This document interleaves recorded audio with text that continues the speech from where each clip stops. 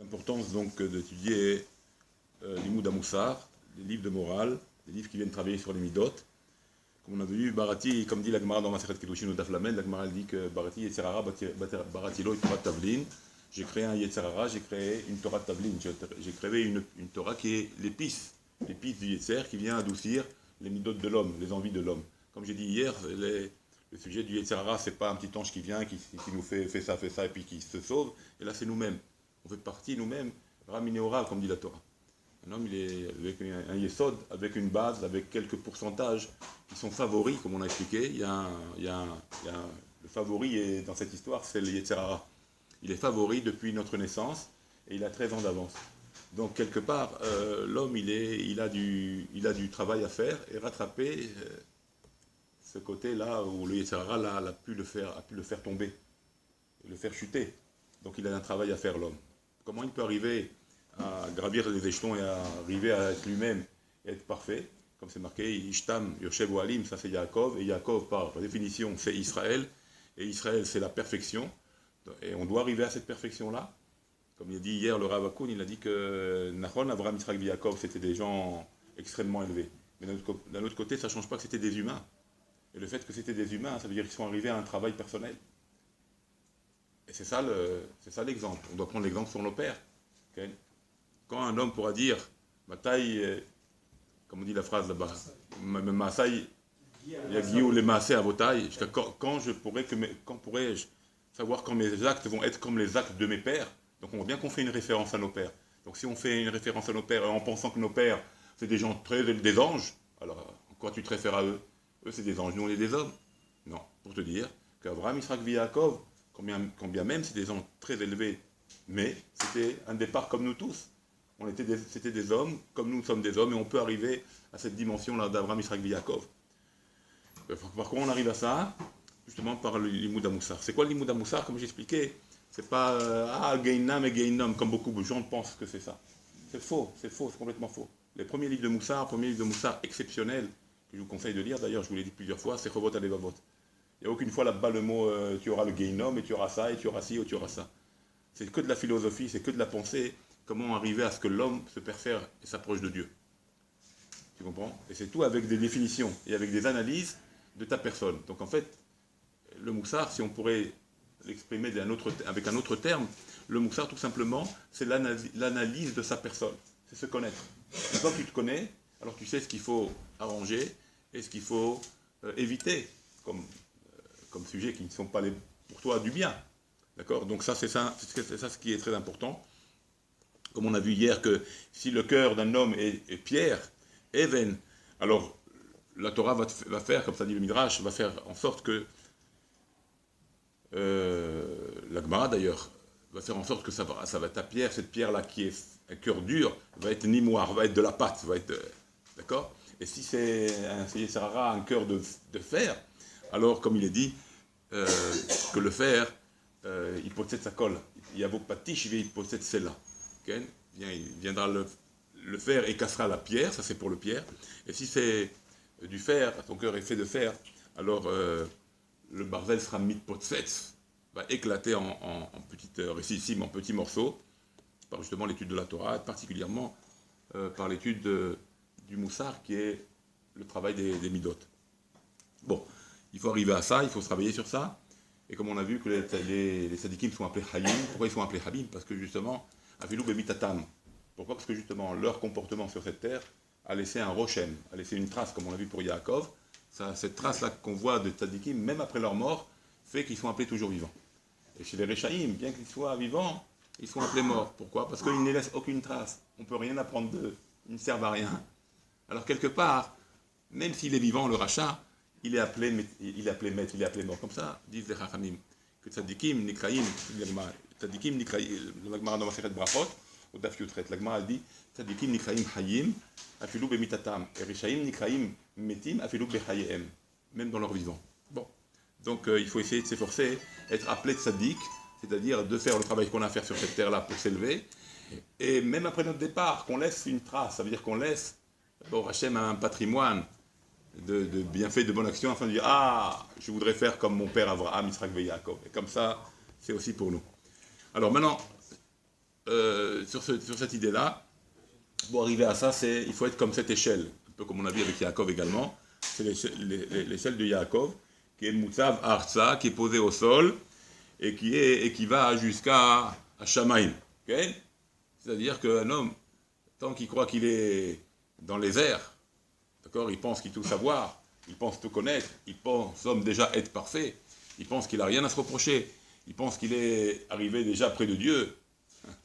Faire attention, quoi. D'accord, il pense qu'il est dans le ciel déjà, il vit dans son monde. Alors sache qu'il a un corps, il n'a pas commencé son travail. Pourquoi? Parce qu'un homme, il faut savoir qu'il commence de la terre. Et il est fabriqué de la terre, et il démarre de la terre. Et il gravit les échelons de l'échelle, il gravit les piliers, les phases de l'échelle, en s'approchant du ciel, effectivement. Mais s'il croit qu'il est arrivé déjà en haut, alors il n'a pas commencé. Donc c'est une chose qu'il faut savoir, le travail d'un homme commence du bas.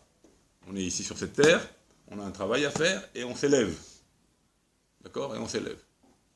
Et on s'élève. Et on gravit les échelons. On s'élève à quoi? À faire l'acquisition d'une nefesh théora. À faire l'acquisition d'une âme pure, d'une âme parfaite. C'est-à-dire qu'aujourd'hui, mon âme est touchée par mes péchés, par mes erreurs. Alors j'essaye de faire mon travail qui va être la purification de mon âme. Okay? Purifier mon âme. C'est quoi purifier mon âme? C'est rajouter du positif. C'est se nettoyer. C'est quoi? Comment on peut se nettoyer? C'est pas en coupant un morceau. Parce que si tu coupes un morceau, tu vas être toujours en manque. Et là, c'est nettoyer l'endroit qui est sale. Donc il faut purifier son âme. L'âme qui est touchée, il faut la purifier. Par contre, on l'a purifiée. Alors, on a les différents moyens. C'est l'étude le plus rapide, c'est l'étude de la Torah. Parce que la balle est à air, Misaïnoto. Celui qui veut se purifier, on vient l'aider. Dieu, il vient, il t'aide. Il te donnera les moyens qu'il faut pour te purifier, pour nettoyer ton âme. Particulièrement, ça se fait, de manière concrète, c'est quoi purifier son âme? C'est-à-dire c'est la hashkada, c'est ce qu'on appelle la atmada, l'assiduité dans l'étude. Plus un homme il est assidu, et donc c'est dur pour lui, plus il nettoie son intérieur. Plus il se nettoie. D'accord? C'est pour ça que c'est important d'apprendre des choses par cœur. Quand on apprend des choses par cœur, on répète du par cœur, on répète, que ça rentre dans la tête, ça fait quelque part un nettoyage. Okay? Ça fait quelque part un nettoyage. Donc ça c'est important. Et qui bien sûr qu'il étudie les choses qui vont lui amener la crainte et l'amour de Dieu. Quelles sont les choses qui lui amènent l'amour et la crainte de Dieu? Des parties de la Torah qui rappellent ces choses-là, qui rappellent l'amour et la crainte de Dieu. Et quand il va arriver à ça, alors, pour lui, ça va être comme bon, Hachem, un karcher sur ses péchés. Ça va le nettoyer proprement. Ça lui enlève. Parce que la Torah, elle est mechaperet à la colle. À l'époque, il y avait des sigoufim, comme ça le Harizal y ramène. À l'époque, il faisait long un péché, ça correspond à un temps de sigoufim, un temps de ta'aniot. Aujourd'hui, tu ne tiens pas le coup. Une journée ou 2 jours, tu es mort. Un type, il jeûne pas, un type, il jeûne, il peut pas même pas ni Torah, ni prière, ni wallo, il est allongé dans le lit, il pense bien faire comme ça. Aujourd'hui, c'est plus les moyens du bord, comme on dit. Les moyens du bord, aujourd'hui, c'est l'étude. Il faut étudier. Il n'y a pas d'autres moyens aujourd'hui. Il y a les jeunes qui sont déjà pour nous très durs, les jeunes qui ont fixé nos rachamim. Au dehors de ça, il y a des moments, bien sûr, on va arriver bientôt parachat Shemot, ce qu'on appelle les Shovavim, les parachutes qui sont Rachetevot Shovavim, okay, depuis Shemot jusqu'à Mishpatim. En dehors de ça, on n'a pas trop de jeunes à faire. Bon, il y en a qui prennent sur eux lundi, jeudi, bon, ça c'est encore des nyanim pour une koufa, mais c'est très très dur. C'est pour ça qu'avec Harami aujourd'hui, pas seulement ça, mais même à toutes les époques, la Torah est suffisamment puissante pour nettoyer les péchés. Donc il suffit d'étudier les parties que nous avons touchées dans l'étude, comme on l'a expliqué de la même manière que la construction se fait par la marshava ou bien par le dibour sur un sujet même qui n'existe concrètement plus. Par exemple, tu veux étudier les sujets du Beth Amikdash, d'accord, tu étudies les sujets du Beth Amikdash, c'est comme si tu l'as aidé à le reconstruire. Tu étudies les sujets de la destruction du temple, okay, tu aides, donc tu t'investis dans les pleurs, comme dans la simcha du peuple d'Israël, dans ses pleurs comme dans sa simcha, alors Hachem te réjouira aussi. Il te réjouira aussi. Parce que le peuple d'Israël, dans toute son entité, c'est à la fois des pleurs, à la fois de la simcha. Il faut être partie prenante dans toutes les conditions du peuple. Okay? Si tu te lamentes sur le manque du Beth Amikdash, Hachem te donnera la simcha du Beth Amikdash. D'accord? Alors comment on se lamente? Si moi j'ai 2000 ans Après le Beth Amikdash, qu'est-ce que je me lamente, quoi? Je n'ai même pas connu le Beth Amikdash, je ne sais même pas de quoi on parle. Je ne sais pas de quoi ce que c'est le Beth Amikdash. C'est quoi se lamenter du Beth Amikdash? Ça va être par justement l'étude qui concerne ce Beth Amikdash-là et sa destruction. Ça va me sortir des pleurs. Ces pleurs-là vont faire comme si maintenant j'ai reconstruit le Beth Amikdash. Donc on voit que par une étude, même sur des actions qu'on ne peut plus faire, si tu étudies la chose, tu reconstruis la chose. D'accord? Donc la même chose. Quelqu'un, il a fait un péché. Il a fait un péché qui le touche, un péché fort. C'est bien qu'il étudie les choses qui concernent ce problème. D'accord? Bon, les corbanotes, c'est pour la tfila. Oui, mais justement, ceux qui étudient les corbanotes, c'est Comme si vous amenez le corban, non, ça c'est ce qu'on a dit, de manière générale, tout comme ça. Mais pas seulement ça que je veux dire, c'est encore plus. Ce qu'on veut dire là, c'est que même le péché, tu parles, tu étudies les sujets qui concernent ce péché, d'accord? Tu cherches et tu recherches dans la Torah les sujets qui concernent le péché que tu as fait, ou les péchés, et tu les étudies, et tu vois la gravité, et tu vois l'importance de ne pas faire ça, et tu vois comment il faut faire maintenant attention, et tu vois comment te préserver, etc., de tous ces problèmes-là, alors Akadosh Baruch Hu, il pardonne ce péché-là que tu as fait. D'accord? Comme ça dit le Chafetz Chaim dans sa Hagdama. Un homme qui ne connaît pas, qui a transgressé Shabbat, qui étudie toutes les halachot de Shabbat. Un homme qui n'a pas jamais mis les tefilines, ou qui n'a pas mis les tefilines, qui étudie les halachot de tefilines. Et ça va l'aider à purifier le manque qu'il a fait par sa non-observance des mitzvot. Donc quand il étudie la partie qu'il a touchée, alors il répare cette partie-là et il se purifie. Et un juif, c'est quelque chose de ça. C'est quelque chose de spécial. Le juif, il est kofetz, il est, comme on l'a vu avec Yaakov, qu'il a mis la terre sous ses pieds, d'accord? Sous son corps, et c'est toute la terre entière. Il a tout fait en sorte que ça soit, Yivga bamakom, tout s'est rejoint au même endroit. Okay? La même chose de juif. Quand il fait des efforts, Akadosh Baruch Hu, il fait une contraction de sa vie, il met tout en dessous. Et ça veut dire que tout, il peut en un clin d'œil, il peut tout refaire. Il peut tout changer. En un clin d'œil. C'est vrai qu'il y a une progression, c'est l'échelle, mais quelque part, quand un homme il est désireux et fortement désireux, alors il peut faire en un clin d'œil, il peut changer toute sa vie.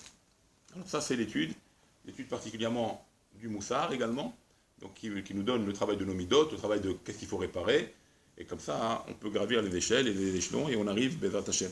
Et ça se fait avec une yéguia, avec une assiduité, avec des efforts dans l'étude, et comme ça, on répare le midot. Et plus on étudie les choses, et la chose, elle nous transcende, l'étude, elle nous transcende, elle rentre dans notre corps, on marche à Madibour Maasé, et plus le changement est radical, le changement est fort. Donc il faut arriver à étudier, chaque point où nous sommes faibles, comme ça on renforce ce côté faible, on lui donne de la force, et comme ça on ne tombe plus dans tous ces péchés-là. Le moyen, efficace et rapide, c'est ce qu'on vient de dire, c'est l'étude du Moussar. Donc Bezrat Hashem, je vous conseille de lire un peu de Moussar chaque jour, d'accord? Ça nous aide, ça nous fait du bien, ça arrange nos midot, ça fait que notre cœur il devient meilleur, nos pensées deviennent meilleures, notre parole devient meilleure, et Bezrat Hashem, on arrivera à être Shalem, okay? Ir Shalem, dans la ville parfaite, qui est Yerushalayim. C'est pour ça qu'on appelle Yerushalayim, Ir Shalem. Okay? Pour arriver comment on arrive à Shalem? Par la crainte, justement, la crainte de Dieu. Alors on arrive à la Shlemut, et on fait que maintenant Yerushalayim, si vous verrez, faites attention que Yerushalayim n'est pas marqué avec un Yud, Yerushalayim, il est marqué Yerushalem. Il n'est pas marqué Yerushalayim dans les textes, il est marqué Yerushalem dans le Tanakh. Pour dire qu'on arrivera à cette ville de perfection par la crainte qu'on va donner à Kadosh Baruch Hu, la crainte et l'amour qu'on va donner à ce moment-là. Alors, Bezrat Hashem, qu'on arrive à ça, nous aussi. Amen, Ken Yirah Tzad.